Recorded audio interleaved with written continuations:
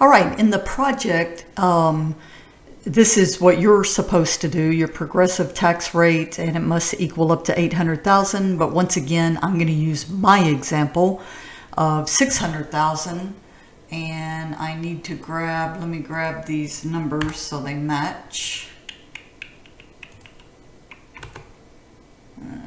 Take that straight down so they don't match yours, I guess I should say. All right, so there is my income per household based on the other one. This one's actually kind of cool because you get to pick how much you want to tax people. And the progressive tax rate, you probably would tax people less, right? Let me make sure those were right. Yeah, you probably tax people less based on how much money they make. So I'm just going to throw in some percentages here. Oops, 1%, 5%. Where am I getting these numbers from? I am completely making them up. So 15, 20, and 25%. So now how I find my income tax per household, I just simply take the income per household times this tax rate. And again, the tax rate I made up. You get to make those up.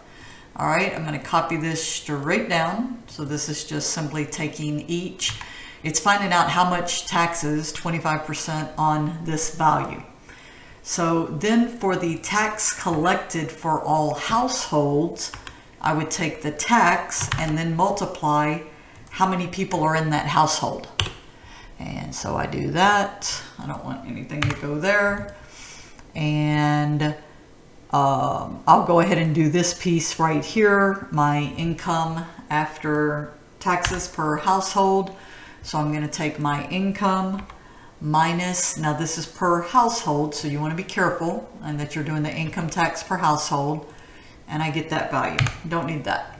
Now the key here is the tax collected for all these households. I need to sum this, and it must be more than 600,000. So if I put a $sign here, I can certainly see that's way more than 600,000. So maybe I don't need to be Robin Hood here and tax so much. So let's bring these rates down. Try this. And ooh, got pretty close. Got to 590. Let's tax that boy a little bit more. And so you can see you can kind of play with these to be able to just be sure that you're getting this actual amount.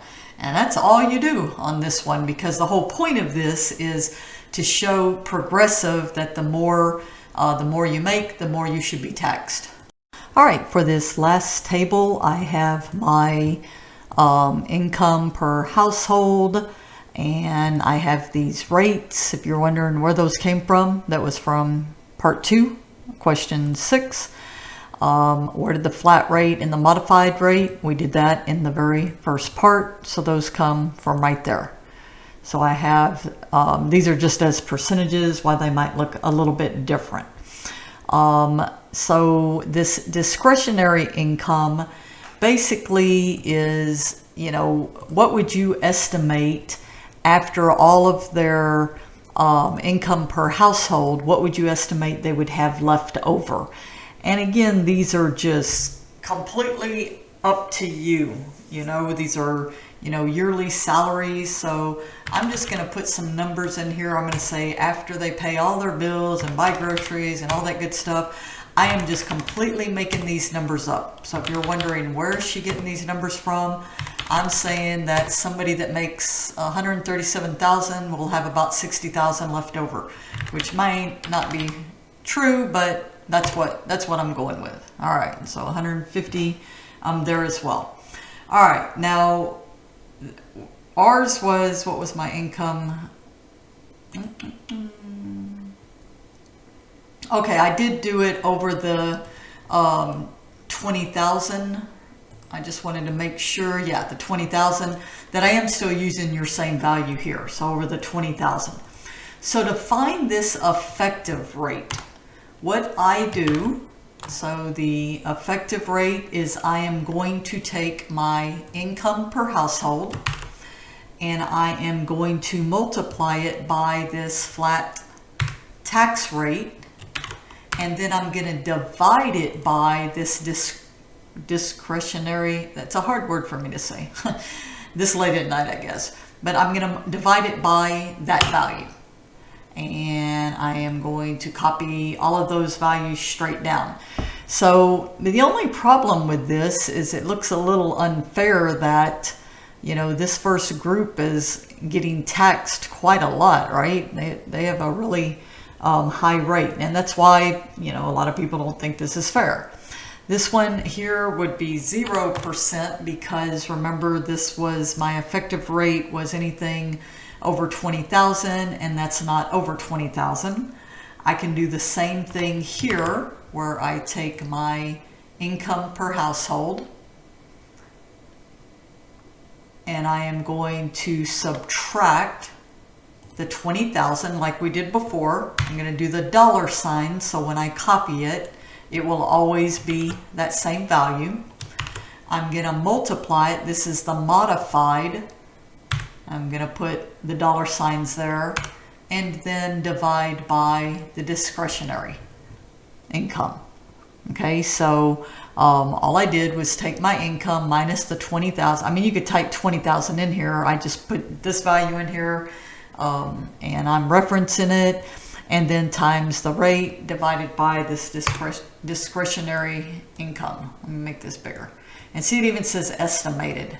Okay, so these are just values I'm making up. And so now that I have that, I can copy this straight down. And now from here, I can find my progressive. Remember, we did that back on 6, and that's why I brought these percentages over, that I would do this one. You're pretty much doing all these, if you notice, the same way. I would take my income and I would multiply it by this percentage, and I would divide it by the discretionary income. And I copy that straight down, so I get all of the values. And so we can kind of compare what this is doing, is kind of comparing, you know, what do you think is the better way? I don't want to give you the, you know, definitely the complete answer, but, you know, some of the things to think about is a flat tax. Everybody's paying the same percentage, you know, no matter, and that's what we did here, right? On the flat tax, everybody is paying this percentage, this tax rate. And the modified was only anything over 20,000 was taxed, but it still was at this single rate. Where the progressive says, okay, higher incomes are taxed at a higher percentage. And that's what we're comparing here, is comparing based on this estimated income. You know, which one do we think is the best? And I hope it's pretty clear. Like I said, I don't really want to just straight out answer it.